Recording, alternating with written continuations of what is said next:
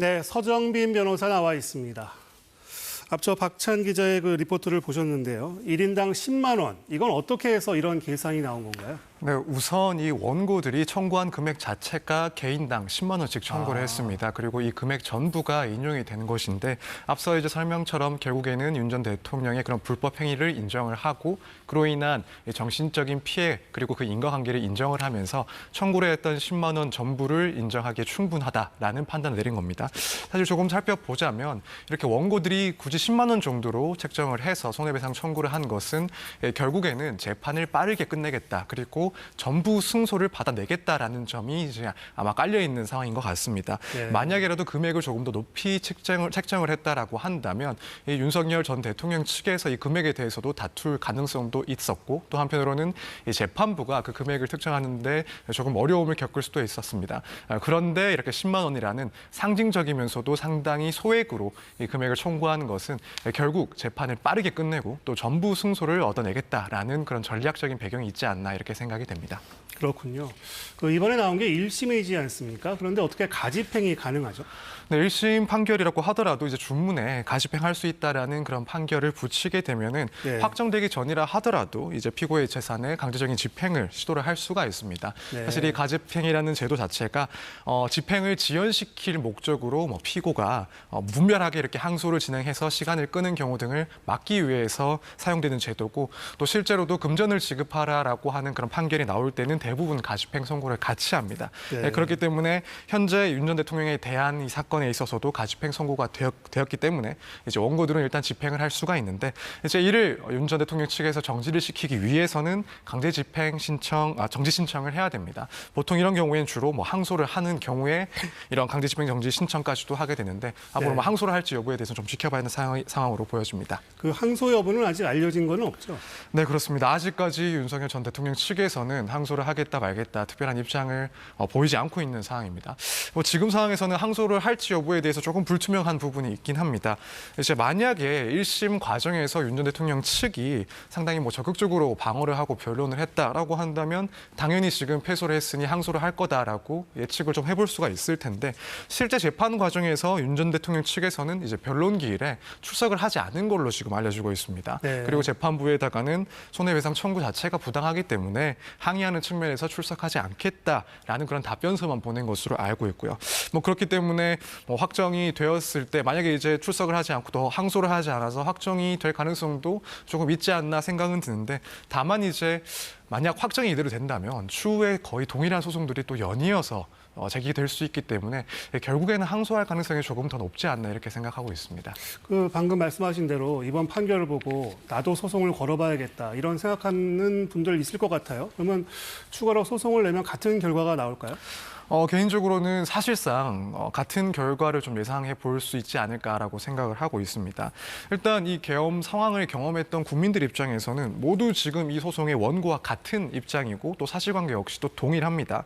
물론 어떤 재판이든 무조건적으로 모든 재판의 결과가 동일해야 된다라는 그런 법칙이 있다거나 규정이 있는 것은 아니지만 이렇게 선례가 지금 존재하고 있는 상황이라서 아무래도 다른 사건들이 또 제기가 된다라고 한다면 지금 이 법원의 판단을 상당히 존중할 수밖에 없다라고 보여집니다. 물론 이제 이 해당 재판이 항소심으로 실제 진행이 되는지 또 진행이 된다면 윤 전 대통령 측에서의 그런 변론 내용이 어떠한지 또 결과는 어떠한지 또 지켜봐야 되긴 하지만 만약 이대로 확정이 된다라고 한다면 결국 추가 소송에서도 거의 동일한 결과가 나올 것이다 이렇게 예측을 해볼 수 있을 것 같습니다. 네. 그리고 윤 전 대통령이 변호사 구할 돈도 없다 이렇게 호소했다고 하는데 이번에 재산 공개된 내용을 보니까 윤 전 대통령 부부의 재산이 80억 원에 육박한다는 그런 내용이 있네요. 네, 그렇습니다. 이제 지난 9일에 구속영장 실질 심사에서도 이제 윤 전 대통령이 재판부를 향해서 변호사를 구할 돈도 없다, 고립무원의 상황이다라고 하면서 이런 재산 경제적으로 조금 어려운 점을 호소를 하기도 했었고 구속이 된 이후에는 또 그 변호인인 김계리 변호사가 돈 한 푼 없이 윤 전 대통령이 들어갔다라고 하면서 SNS에 영시금 계좌를 공개해서 또 논란이 있기도 했었습니다. 그런데 이제 정부 공직자윤리위원회에서 오늘 발표한 내용에 의하면 윤 전 대통령이 보유하고 있는 재산은 약 80억 상당으로 지금 고시가 되어 있습니다. 그렇기 때문에 지난 3월 공개된 금액보다도 5억 이상이 이제 늘어난 상황이고, 그렇다면은 지금 이제 경제적 어려움을 호소해 왔던 윤 전 대통령 측의 주장이 과연 사실인지 의문이 제기될 수밖에 없는 상황이 아닌가 이렇게 생각됩니다. 네. 김건희 특검 내용도 좀 보겠습니다. 특검팀이 이른바 순방 목걸이를 찾았다고요? 네, 그렇습니다. 특검팀이죠, 오늘 김 여사의 오빠의 그 인척 주거지에서 이른바 순방 목걸이로 추정되는 그 목걸이의 실물을 확보했다라고 보도가 됐습니다. 이제 해당 목걸이가 순방 목걸이로 불리는 이유는 김건희 여사가 나토 정상회의 등 이렇게 해외 순방을 다니면서 공개가 됐던 장신구고 상당히 고가의 명품 브랜드라고 일단 알려져 있는 상황이기 때문에 이 점에 대해서 의혹들이 제기가 되어 있던 상황입니다.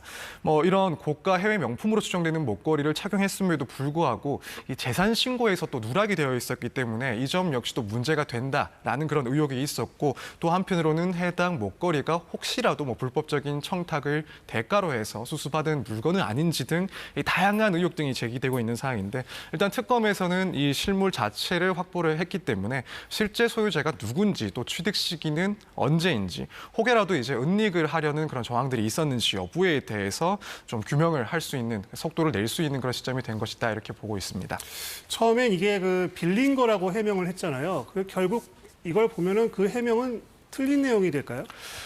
일단은 좀 그럴 가능성이 있지 않나라고 보여집니다. 만약 이제 처음 주장처럼 빌린 것이다라는 것이 사실이라고 한다면, 사실 지금 이 김 여사의 오빠의 인척집에서 나왔다라는 그 압수수색이 된 장소를 해명할 수가 없습니다. 만약 그 주장이 사실이라고 한다면 김건희 여사 측의 주거지에서 발견이 됐다거나 혹은 빌려줬다라는 사람의 주거지에서 압수가 되었어야 되는데, 네. 그 장소를 봤을 때는 이런 주장이 조금 타당성이 많이 떨어지는 상황이 아닌가 이렇게 보여집니다. 네. 김 여사 측에서는 어떤 입장을 낸 게 있었다고 하는데 어떻습니까? 근데 사실 앞서 말씀드린 것처럼 이제 이전에는 이런 의혹이 제기됐을 때 빌린 것이다라는 주장을 하기도 했었고, 또 최근 보도된 내용에 의하면은 이제 검찰 조사 단계에서 해당 목걸이는 해외에서 구입을 한 모조품이라는 주장을 했던 것으로 알려지고 있습니다. 마찬가지로 이번 압수수색 이후에도 이 김 여사 측에서는 해당 목걸이가 실제 순방 당시에 착용했던 목걸이는 맞는데 해외에서 이제 구매를 했던 모조품이다라는 그런 주장을 하고 있는 상황입니다. 그럼 특검이 이게 진품이 맞는지 아닌지 감정 작업까지 해야 하는 건가요? 네, 일단 주장 그리고 의혹이 서로 엇갈리고 있는 상황이기 때문에 말씀하신 것처럼 진품이냐 가품이냐를 감정을 해야 되는 상황으로 보입니다. 이제 만약에 김 여사의 주장대로 가품이고 또 500만 원에 미치지 않는다라고 한다면 일단 재산 신고의 대상은 아니게 되는 거고요. 근데 또 만약 진품이라고 한다면은 그리고 또 그 금액이 6천만 원까지도 나가는 그런 고가의 제품이라고 한다면은 결국에는 공직자윤리법을 위반한 문제가 되는 겁니다. 그렇기 때문에 이 감정 여부에 따라서 이 특검이 수사를 해야 될 내용 그리고 밝혀질 의혹들이 달라지기 때문에 이 부분에 대해서는 감정을 진행할 것으로 예상이 됩니다. 네. 그리고 통일교 전 간부 윤모 씨에 대해서 구속영장이 청구됐네요. 네, 그렇습니다. 김건희 특검팀은 지금 통일교회 전 세계 본부장 윤모 씨에 대해서 구속영장을 청구를 했습니다. 건진법사 전성배 씨를 통해서 김건희 여사에게 고가의 다이아몬드 목걸이를 건네고 또 통일교회 현황과 관련해서 청탁을 했다라는 그런 혐의를 받고 있는 사람입니다. 일단 지금 이런 구속영장을 청구했기 때문에 결국 특검 수사의 그런 방향 또 강도에 대해서 직접적인 영향을 미칠 만한 그런 분기점이 되지 않나 이렇게 생각이 됩니다.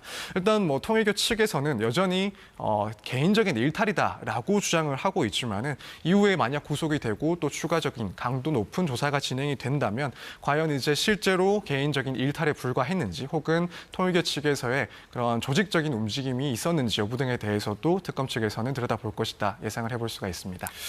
오늘 내란 특검에 이상민 전 행안부 장관이 소환됐습니다. 어떤 혐의를 받고 어떤 진술을 했는지 좀 전해주시죠. 네, 일단 이상민 전 장관 같은 경우에는 비상계엄 당시에 윤 전 대통령으로부터 언론사 일부에 대해서 단전 단수 지시를 받고 이것을 이제 관계 기관에 또 전달했다라는 그런 혐의를 받고 있는 사람입니다. 물론 전 장관 같은 경우에는 지난 예전 공식적인 석상에서부터 계속 그러한 사실들을 부인하고 있긴 했지만 사실 이 특검의 수사 과정에서 뭔가 모순되는 CCTV가 보인다거나 혹은 관계자들의 진술이 상당히 좀 확보되어 있는 상황입니다.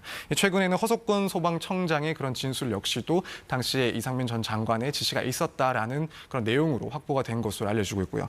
일단 지금 이상민 전 장관이 수사 조사 과정에서 진술 거부하는 것 없이 일단 진술은 하고 있다라고 알려지고 있는데 네. 구체적인 진술 내용은 아직까지 확인이 되지는 않은 것 같습니다. 다만 그동안의 그런 주장들을 비춰봤을 때 아직까지 그런 지시를 받은 사실 혹은 지시를 전달한 사실은 없다라고 주장할 가능성이 상당히 높지 않나 이렇게 전망을 하고 있습니다. 네, 서정빈 변호사였습니다. 말씀 잘 들었습니다. 감사합니다.